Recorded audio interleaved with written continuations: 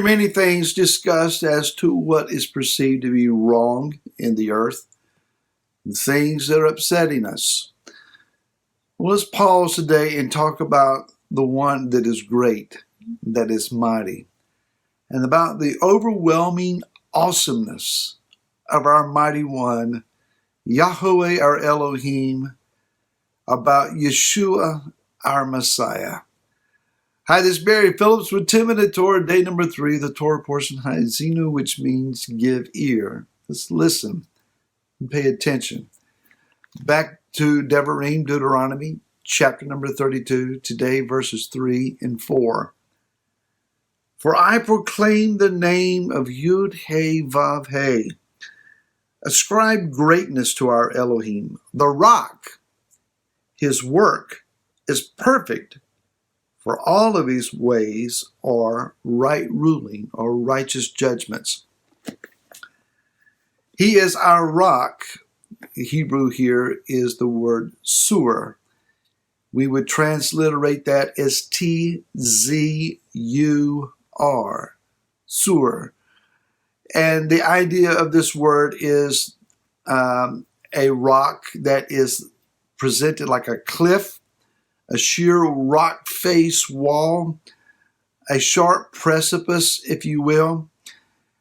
Let's recall how that Yah said to Moshe, stand here on this rock, and there is a crevice here, and I will hide you in the crevice of the rock. I will place my hand over you, and when I pass by, then I will allow you to see the behind, the past of me. What's going on there?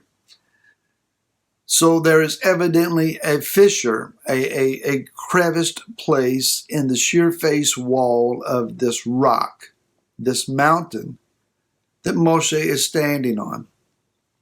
Yah conceals him. As he passes by, his hand is lifted, and my opinion, simply my opinion, not a doctrine here, this is my thinking. At least one of the ways of describing this is that as Yah passed by, Moshe was able to see back to the days of creation, see the past, the things already accomplished by Yah in the earth. And that's where, perhaps in my estimation, my way of thinking is that he knew how to record the events of creation all the way up until that moment. Perhaps fanciful thinking on my part. I get excited about it. I like to think that way. If you do, well, have a good day with it. So there is a hiding place in the rock. Well, the rock is not just a solid, sheer material wall. It is a reference to Yeshua, our rock. And indeed, there is, if you remember from the crucifixion of Messiah, there was a place that was cut or riven by a spear into his side from which blood and water flowed. Of course, that points back to the mountain, Mount Horeb, or also known as Mount Sinai, that Moshe struck with the rod and water flowed out. Cleansing, atoning has flowed from the side of Yeshua. Ephesians 2:6, we have been raised up together and made to sit together in heavenly places in Messiah Yeshua, the English reads. A way of thinking, again, my understanding is that we have a crevice in the side of Yeshua. Remember when he appeared to his Talmudim, to his taught ones, that he said to Thomas, take your finger and put it into my hands and see that it's me. See the holes from the nails. Reach your hand here and find the hole that is in my side, he was saying. So it's still there, and it's a hiding place up under the rib of Yeshua, in a manner of speaking, from which the side of the first Adam, his bride, was taken. In the last Adam, it's the place where the bride is hidden. all to be hidden and to be found in him. And so he's understand from the reading of this text that his deeds, that is the works of his hands, polu, his hands, it is complete. The Hebrew word here, tamim. Abraham was told, walk before me and be tamim. And it is often translated in English there as perfect.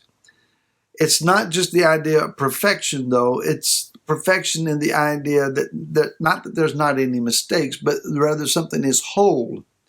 It's complete. It's entire. We like to say something is sound. That's sound judgment. That's a sound argument, or that's a sound quality of material.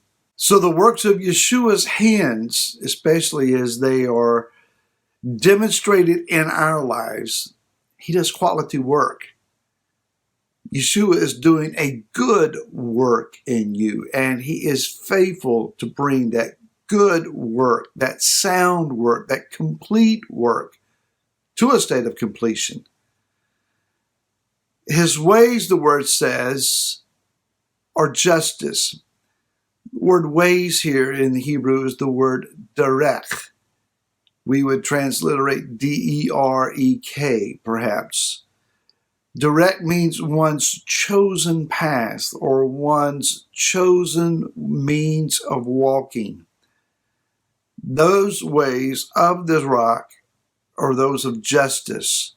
The word is mishpat, M-I-S-H-P-A-T, mishpat, which means that we determine judiciously with justice in mind. The judgments are rendered for the purpose of achieving righteous judgment. They are not necessarily, however, considered fair, in our opinion. Yah is not looking at us and saying to us, I'm going to be fair with you. He's going to be righteous with us. He is going to be just with us. And so when we consider things that we would like to see rectified in the earth, Yah, why aren't you fixing this? Sometimes it's not because that he's not looking for justice or righteousness, but we're looking for that which is fair. And he doesn't operate that way. It's something to think about. It says that he is the El, or the mighty one of immunai, or of firm faithfulness and belief. And he has no iniquity. So when we look at Yeshua the rock, we understand that it's not just a means of mental assent about what we think is right. Faith, immunai, E-M-U-N-A-H, immunai, it's not something that we have in our mind, it's something that we're doing. It's more about faithfulness than faith. We need to understand that the word requires faithfulness. Not just we read the word and say, I agree, I think it's true. Our thoughts don't really demonstrate a whole lot until we put it into action.